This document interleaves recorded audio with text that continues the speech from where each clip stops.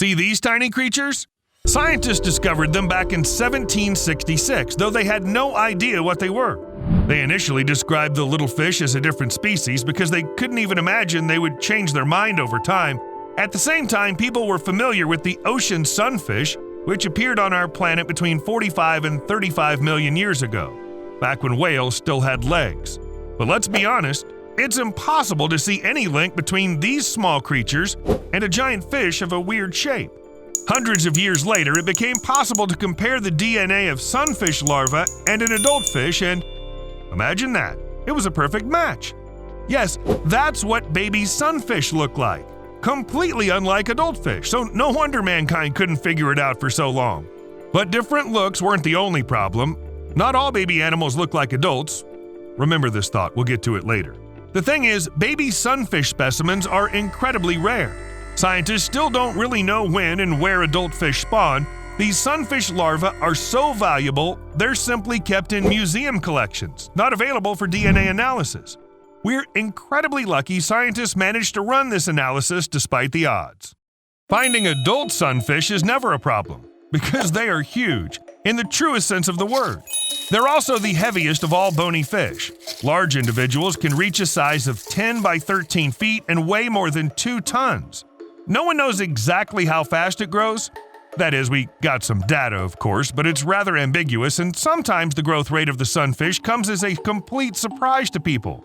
In the late 1990s, a 57-pound specimen grew to 882 pounds in just 14 months. The fish had to be taken out of the tank by helicopter to be released back into the bay. Scientists estimated that on average, the fish gained around 1.8 pounds per day, whereas other bony fish usually gain, 1 pound per day tops, and sometimes just 0.04 pounds. We know that at some point, the sunfish grows to about 6.5 feet long. But after this point, we have no precise data. See the chart? Nothing there. That's because the measurements are taken in captivity, and when the fish gets this big, it has to be released back into the ocean. But what's the reason they grow so incredibly fast? Oddly enough, that's hormones. The scientists are certain about that. There's a protein called insulin-like growth factor 1, aka IGF-1. It's also one of the primary growth hormones in humans. People deficient in this hormone experience stunted growth or dwarfism, but the sunfish produces so much of this stuff it can grow endlessly. I'm serious, if this fish has enough food, it'll just keep getting bigger. Ultimately, its size is only limited by its maximum age. You saw that sunfish larvae are quite different from their adult giant form. Newly hatched fish are only about 0.1 inches long and weigh less than 0.035 ounces. If the larvae survive, they turn into fry, which in turn can gain up to 60 million times their original weight before reaching adult size. This is perhaps the most extreme growth rate among vertebrates. But size isn't the only odd thing about the sunfish. It's hard not to notice that for some reason nature didn't give sunfish a normal tail. Marianne Nygaard, a scientist who specializes in these fish, says they essentially mimic a shark design while retaining bones. To reduce weight, but still remain big, the sunfish gave up part of its skeleton. And this is really important because it doesn't have a swim bladder, which other fish use for buoyancy. That is, the sunfish had to adapt to its large size, lose its tail. But what are these sacrifices for?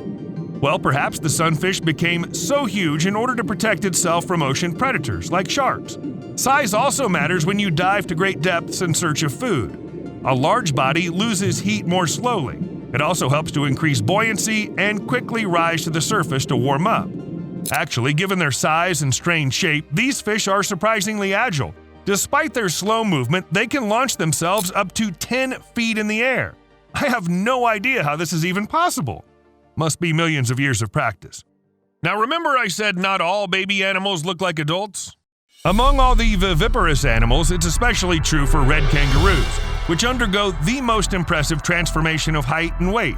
When a red kangaroo baby is born, it's the size of a jelly bean and weighs only 0.035 ounces, but then grows to 200 pounds or more, which is about 96,000 times its birth weight. Can you feel the difference? Marsupials don't have a placenta, so a kangaroo baby is essentially born as an embryo, and it looks like one too. It's pink and quite helpless. While some wild animals can get up and run within a few minutes after birth, joeys can only slightly move their front limbs. This is very important because this is how the baby kangaroo crawls to its mother's pouch and finds one of the 4 teats.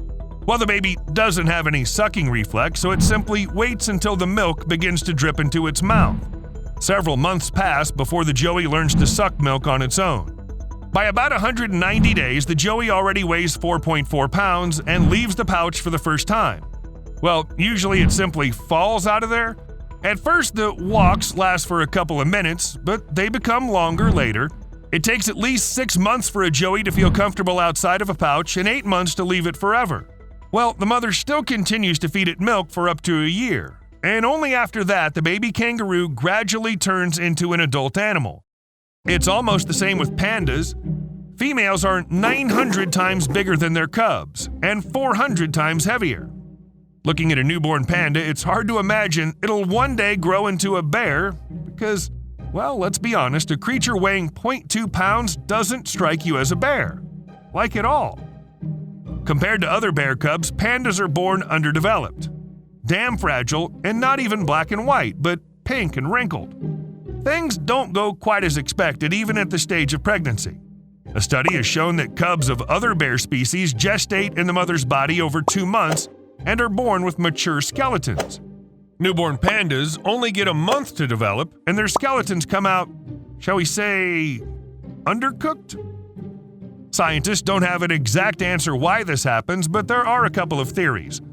According to the prevalent one, the reason lies in bamboo.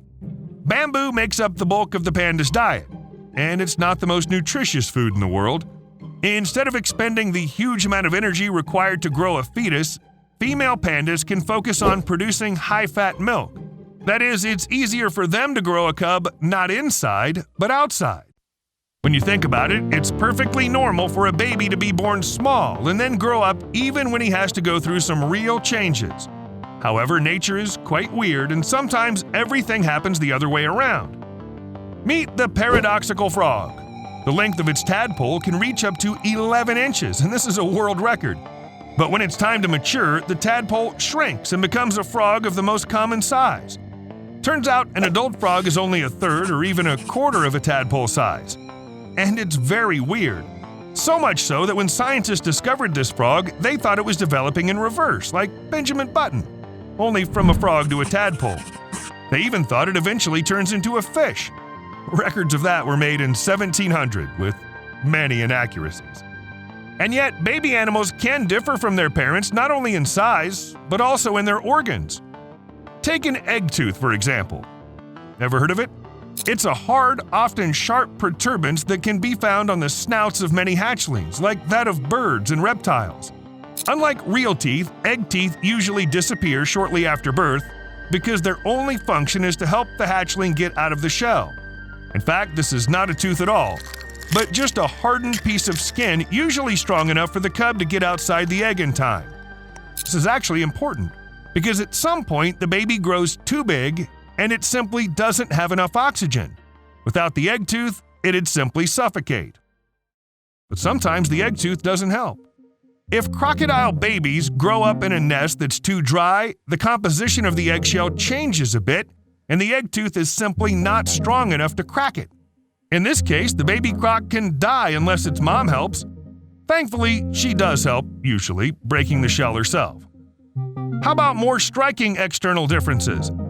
This guy with brown feathers is actually a king penguin chick that doesn't look like an adult at all. Over the first 10 to 12 months, penguin chicks are covered with a dark brown down. It retains heat well, but allows moisture to pass through. So the young penguins have to stay away from the water not to get wet and freeze to death. However, keeping the offspring warm is not the only reason for a different look.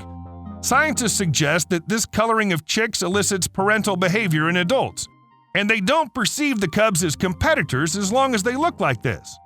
Over time, young penguins change the way they look, and that's fine. It's much weirder when adults do it. Believe it or not, they actually use makeup. The Egyptian vulture is easily recognizable thanks to its yellow head surrounded by white feathers. But in the Canary Islands, the feathers of the same birds can be pale brown and even reddish. Unlike flamingos, whose coloration has to do with their diet, vultures just dip their heads in red soil and swipe from side to side to dye their plumage. Moreover, different birds prefer different shades, which means they do it not for the sake of protection from bacteria and viruses. Scientists speculate that vultures wear makeup to stand out from the rest.